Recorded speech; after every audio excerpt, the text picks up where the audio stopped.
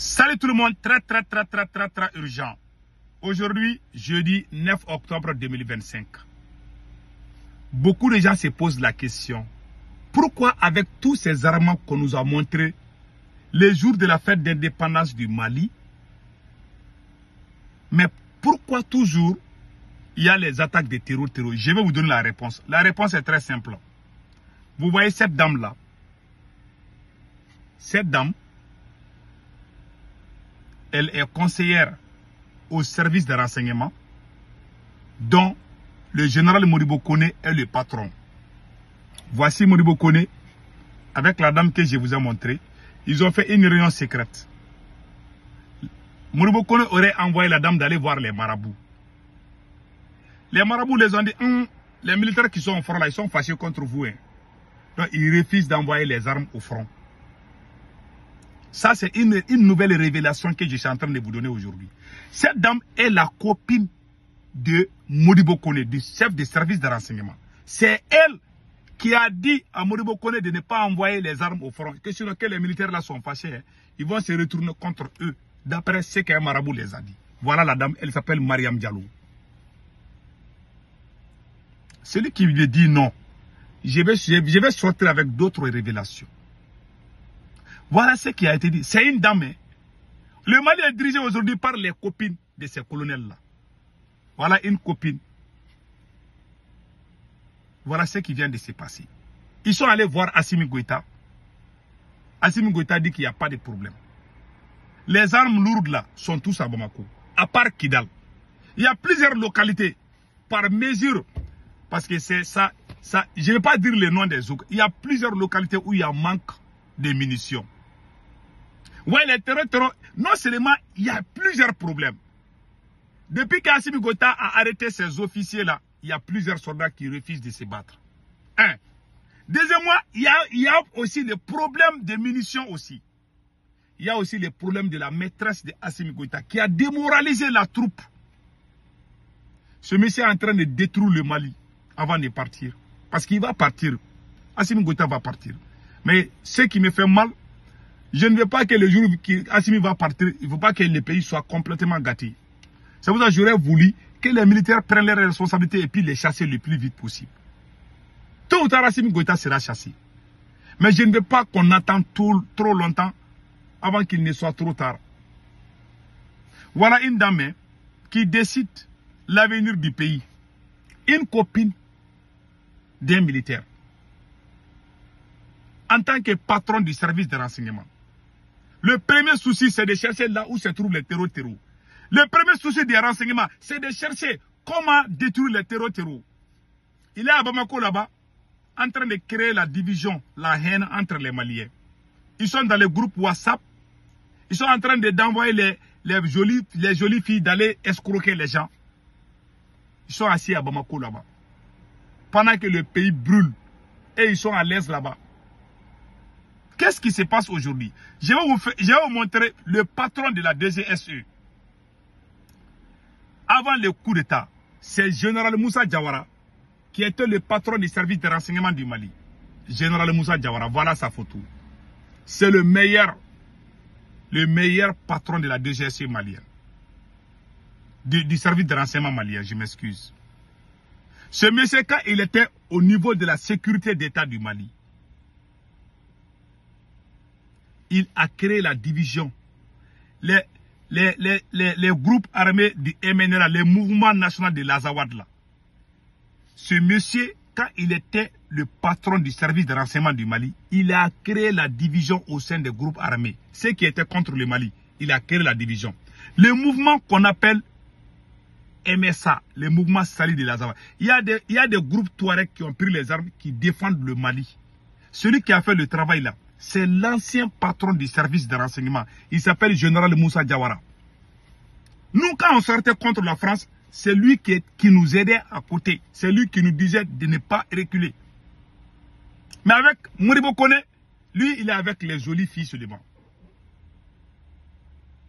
Comment les terreurs peuvent couper les routes, les gens en moto? Lui, il est là. Mais quand ce monsieur était le patron du service de renseignement, il était avec la jeunesse. Il était avec les patriotes.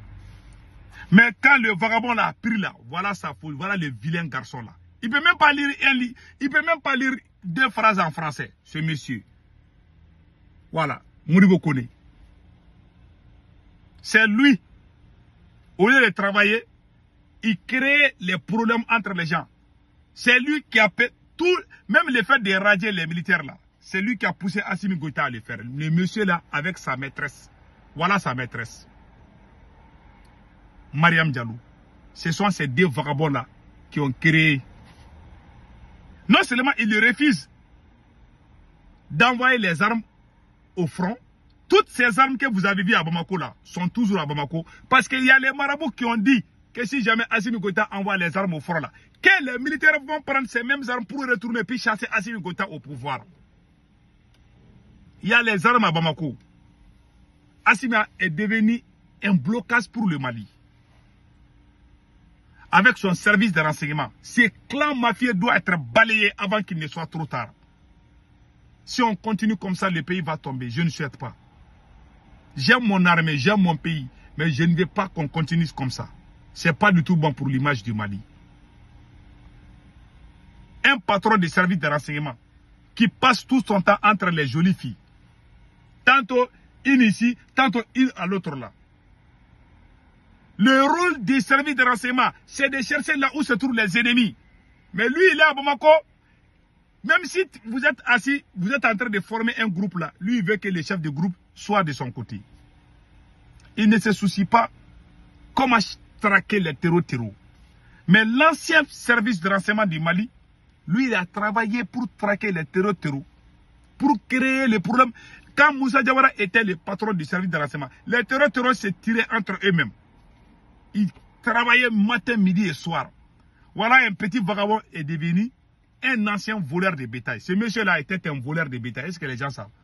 On devait les radier dans l'armée malienne.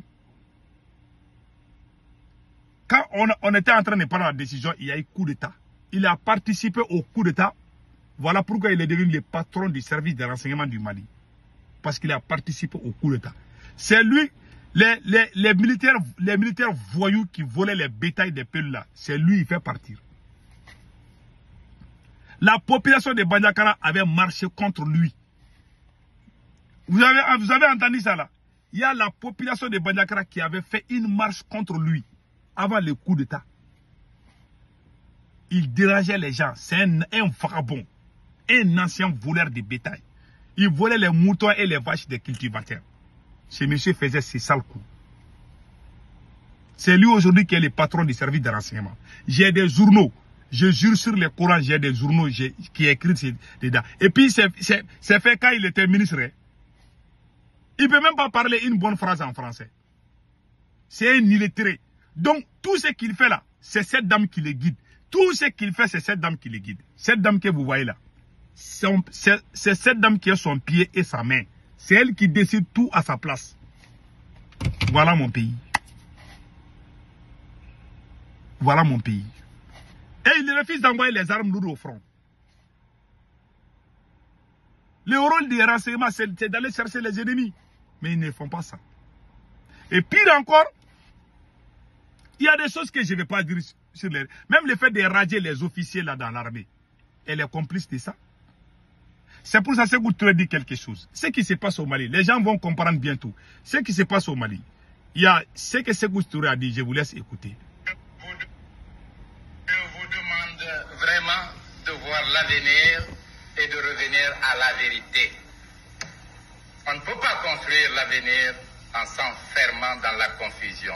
Et nous, qui parlons de révolution et de progrès, disons, le premier ennemi d'une révolution, c'est la confusion. Vous avez entendu? Maintenant, voici la définition de Modibo Kone, définie par Thomas Sankara. Donc, un militaire sans formation politique, idéologique, est un criminel en puissance. Un militaire sans formation politique idéologique est un criminel en puissance. Le Mali est dirigé par les criminels. Ils n'ont rien dans la tête. Ils n'ont rien dans la tête. Ils sont en train de tout mélanger. Que Dieu protège le Mali. Passez un excellent week-end.